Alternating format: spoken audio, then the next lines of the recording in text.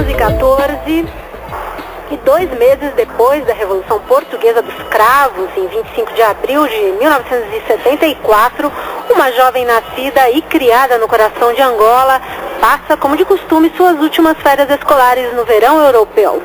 Com o fim das férias e o retorno para a ainda colônia Angola, ela se vê vivendo e temendo por seu grande primeiro amor, pelos amigos, pela sua confortável situação socioeconômica no epicentro do rodamuinho da Guerra Civil Angolana, que a obrigou a se refugiar no Brasil.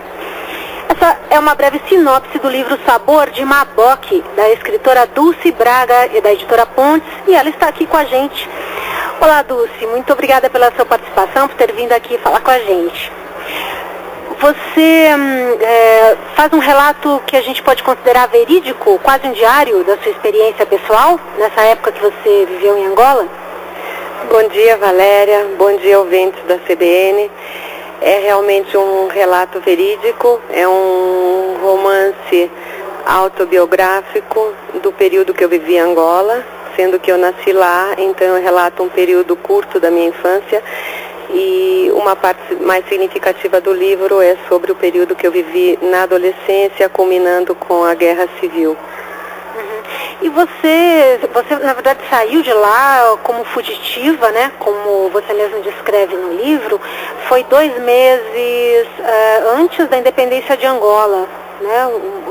E isso foi em novembro de 75. Por que vocês tiveram que fugir? A independência foi dia 11 de novembro de 75, realmente, comemoramos agora os 35 anos dela. E a fuga foi para preservar a própria vida, minha e de todos os meus familiares, né? Foi uma decisão tomada pelo meu pai, pelos meus tios, a fim de preservar a vida de todos nós.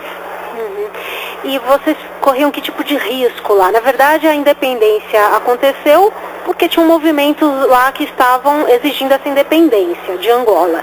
E o próprio movimento, eles entre si ali brigavam pelo poder, eles queriam o poder, as próprias pessoas que lutavam por essa independência acabaram entrando em guerra. Era essa a situação?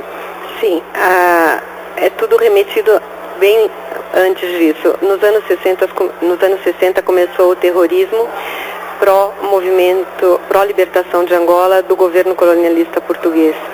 Mas pós-Revolução dos Cravos, que aconteceu dia 25 de abril de 1974 em Portugal, começou uma guerra civil fratricida em Angola, aí sim pelo poder, não mais contra o governo colonialista, não mais pela independência de Angola, porque já havia sido acordado com Portugal que ela seria concedida e assinada no dia 11 de novembro, mas pelo poder em si. E aí isso gerou problemas que... falta de comida, que tipo de problemas? Você vivia em qual cidade lá em Angola? Eu nasci numa vilazinha muito pequena chamada Inhareia, no coração da província, do estado do Bié. Passei a minha infância nessa vila e depois, como lá só havia até o 4º ano primário, eu me mudei para um colégio interno na capital do estado, que até Angola Colônia se chamava Silva Porto e depois, como todos os nomes que tinham origem portuguesa, foi trocado para Cuito. Hoje se chama Cuito, que é a capital do estado do Bié. Cuito era a cidade onde você morava. E o que acontecia nesse período, então, dessa guerra civil, que esses movimentos aí por libertação estavam se confrontando, né? Era perigo mesmo de morte, era falta de comida? Qual era o principal problema? Sim, o risco era a própria vida, a guerra era civil, era nas cidades, era nos grandes centros urbanos, nos pequenos centros urbanos, havia bombardeios, havia tiros, havia mortes, haviam mortos na rua, havia falta de comida, havia falta de combustível, os valores começaram a se inverter, um carro não valia nada porque nós não tínhamos combustível, se trocavam carros por maços de cigarro. Enfim, era uma situação de guerra mesmo, um conflito armado urbano que fez com que todas as vidas de quem morava lá corressem perigo, sim. e vocês que tinham uma situação mais confortável financeiramente conseguiram sair. Não foram todos que tiveram esse privilégio, né? Até, você pode dizer, privilégio de conseguir sair de lá nesse momento. Olha, eu acredito que nesse momento a situação socioeconômica não era nem vantagem nem desvantagem, porque existia a lista de refugiados e nós tínhamos que entrar nessa lista de refugiados independente de quanto dinheiro você tivesse para pagar ou não aquela passagem aérea. Tanto que nós, mais de uma vez, estivemos inscritos em voos para sair com destino a Portugal e por motivos dispares, independente da nossa vontade, perdemos esses voos. Fatos esses que relato até no livro. Então, a condição socioeconômica não era um fator que nos desse algum tipo de vantagem na preservação pela vida numa eminente fuga de lá.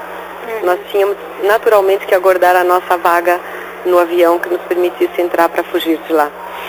E aí, quando vocês tinham esses momentos em que o avião não dava certo, era cancelado o voo, como que ficava? Vocês tinham que voltar para casa, tinham que enfrentar tudo, que vocês já estavam quase conseguindo sair?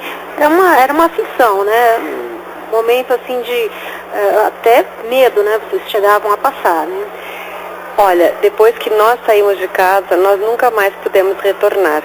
Foi sempre um ir em frente para tentar fugir, de cidade em cidade, de estrada de terra, de asfalto, sem comunicação, sem telefone, sem absolutamente nada, passando por todas as barreiras de fiscalização dos partidos políticos, até então movimentos terroristas, a partir de então partidos políticos, né? Mas nunca mais conseguimos retornar a casa, foi sempre um processo de fuga. E é exatamente isso que é relatado no livro, como foi esse processo de fuga.